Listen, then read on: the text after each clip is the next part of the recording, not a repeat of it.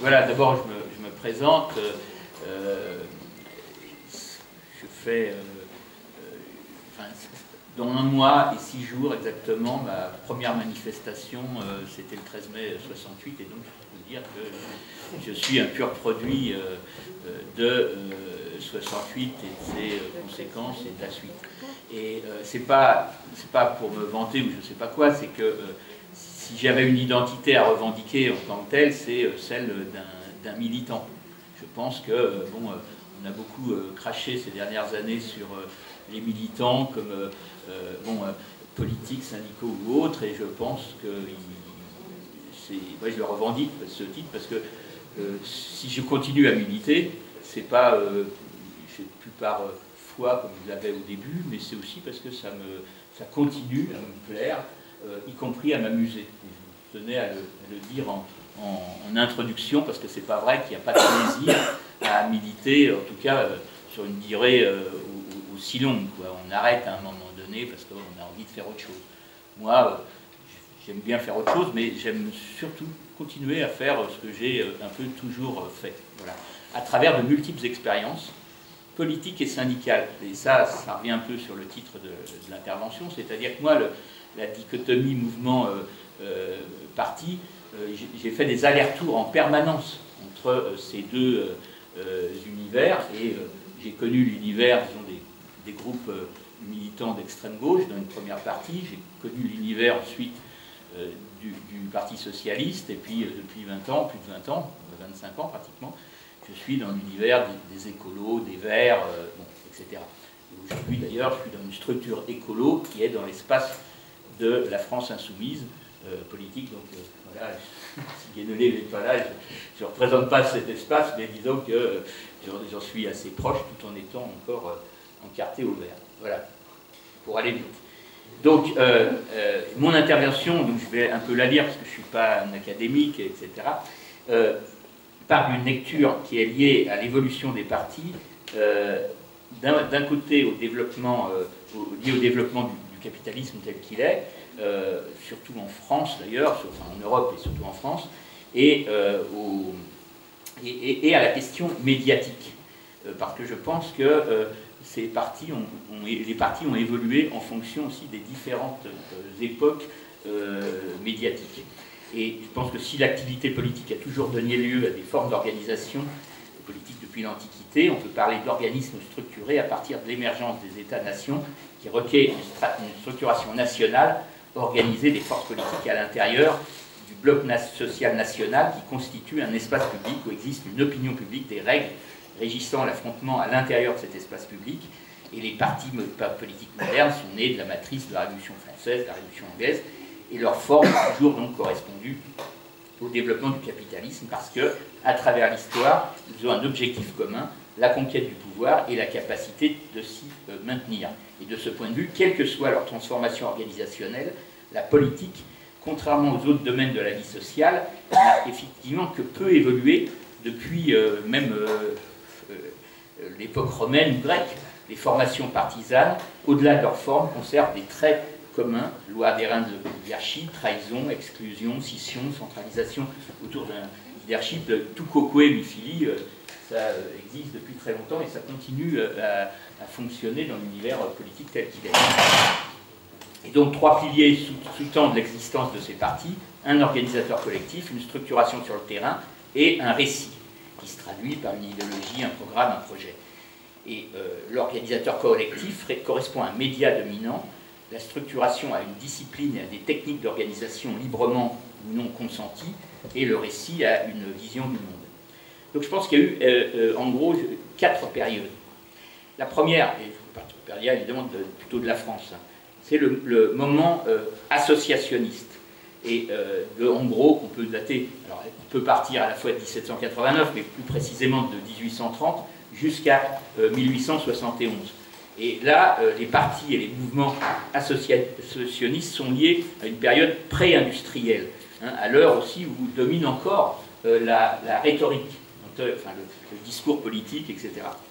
Et si la notion de parti existe depuis bien longtemps, c'est à partir du moment où il y a des clubs.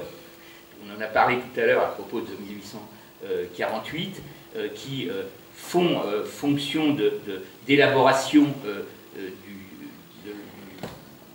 l'orientation politique, la politisation se fait dans les salons et les cafés, qui sont les médias de l'époque. Les clubs sont aussi concurrencés par les sections révolutionnaires, dans un premier temps de sans-culottes, et ça serait assez important de revenir sur cette expérience un jour. Et le média dominant de l'associationnisme est le pouvoir oral, l'art oratoire qui est reproduit dans les gazettes.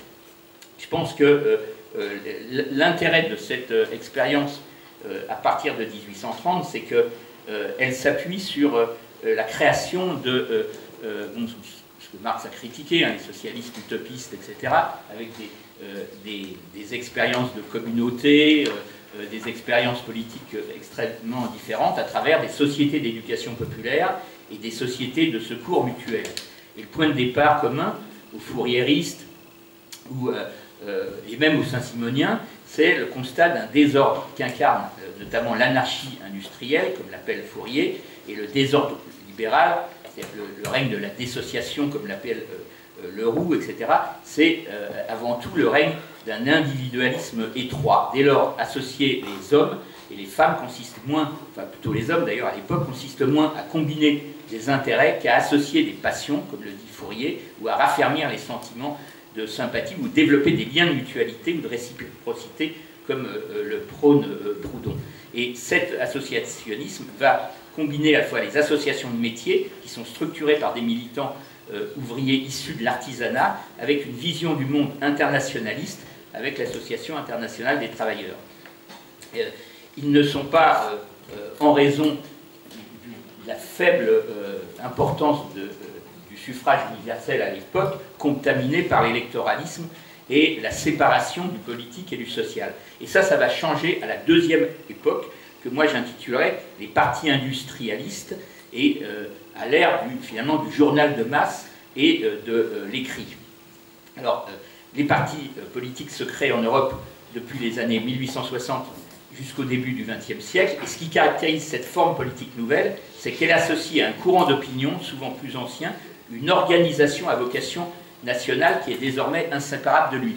C'est ce qu'a expliqué Pierre Khalfa, notamment à travers les exemples français, anglais et allemands, avec des différences évidemment, mais ce qui est clair, c'est que la révolution industrielle et les conditions, et ces conditions favorisent l'émergence de partis de masse avec l'alphabétisation, l'unification par l'État-nation, la liaison par les trains, etc. Et les partis se transforment en sortant du Parlement ou des grandes villes pour mailler le territoire, comme on l'a vu ce matin en 1848. Et ces mutations sont évidemment renforcées par l'établissement du suffrage universel masculin qui permettent à certains représentants des classes populaires de sortir de leur marginalisation et de leur non-représentation. Et évidemment, il développe en même temps une idéologie du progrès et, comme écologiste, je dirais, du productivisme surtout. Et ça va être commun à tous les grands partis au XIXe et au XXe siècle.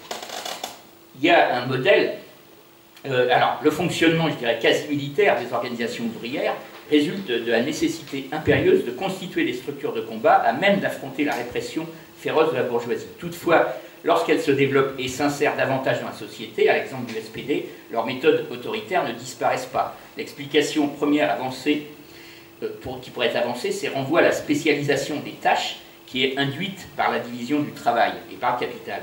Plus l'organisation s'étend, plus son administration s'avère complexe et moins le contrôle démocratique est à même de s'exercer véritablement.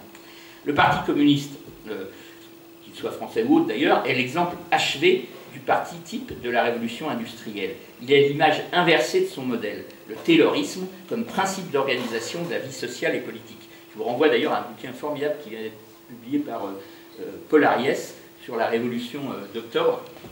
C'est une lecture antiproductiviste de la révolution d'octobre, et il y a des citations de Trotsky notamment qui sont absolument fabuleuses, comme renforçant totalement ce principe militariste de militarisation de la vie politique et sociale.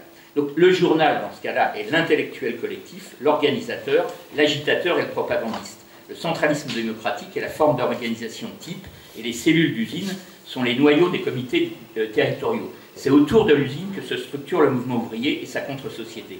Quand l'usine disparaît, c'est l'ensemble de l'écosystème politique qui s'effondre avec elle, organisations syndicales, de jeunesse, de femmes, de locataires, d'éducation populaire, de colonies de vacances, de philatélistes, de mouvements de la paix contre le racisme, etc., qui disparaissent également. Et le communisme ou le socialisme, même municipal, qui nourrit et structure cette contre-société, se retrouve nu face à l'arrivée de nouvelles populations précarisées. C'est ce qui a été expliqué largement avant avec les interventions sur le Parti communiste. Et le récit est, par exemple, pour le PCF, c'est celui d'octobre, enrichi du Front populaire et les 75 000 fusillés. Pour le PS, celui de la Révolution française et de la promesse des grandes avancées sociales, garanties par la gauche au pouvoir, etc. Je vais un peu plus vite. La troisième époque, c'est les parties, je dirais, de la vidéosphère, de la télévision comme nouvel espace public, l'ère de la médiacratie. Ça, je pense que c'est à partir des années 80, avec la mondialisation, que le modèle industrialiste classique s'est effondré. Les collectifs de travail ont disparu avec la fragmentation et la précarisation, la fin du CDI, enfin la fin programmée, la flexibilité, les savoir-faire productifs sont retirés aux ouvriers et concentrés dans les machines, la citoyenneté syndicale, même y compris, disparaît, la dimension sociale des droits disparaît, la technologie impose des modifications techniques qui, dans un certain cas, renvoient bon nombre d'ouvriers à des conditions de travail traditionnelles, à la structure même technique de la production du XIXe siècle. Le basculement du modèle industrialiste commence en 68 avec l'avènement de ce que les situationnistes se caractérisent comme la société du spectacle. Et la théâtralisation de la politique à travers la télévision, plutôt, elle, à partir des années 80, transforme la politique spectacle, notamment à travers la confusion entre les émissions de divertissement, où les politiques se montrent, où les émissions politiques, comme l'heure de vérité, permettent aux leaders de s'affirmer. Et là, on s'aperçoit, par exemple, que c'est, je pense, à l'heure de vérité que Georges Marchais annonce la fin de la dictature du prolétariat, etc. On passe très largement sur les débats, même s'ils n'étaient pas des débats démocratiques, enfin les débats à l'interne, on contourne l'interne par la télévision. Et donc avec les grandes messes télévisuelles, le rôle du militant se transforme, il accompagne le leader, qui est plus une marque vue à la télé. Le militant devient de plus en plus un colleur d'affiches et un distributeur de tracts rédigés par des professionnels. Donc des campagnes, les campagnes sont faites par des agences de publicité spécialisées en communication politique. Un nouvel acteur intervient, le spin doctor, qui fait office à la fois de stratège politique et de communicateur en chef. Les écoles de formation sont délaissées, supplantées par des universités d'été devenues des rendez-vous médiatiques de rentrée. Les décisions importantes, donc, je le disais tout à l'heure, sont annoncées à la télé. Les primaires sont un exercice de ce moment télévisuel, parce que les partis industrialistes s'américanisent, on vient de le voir de plus en plus,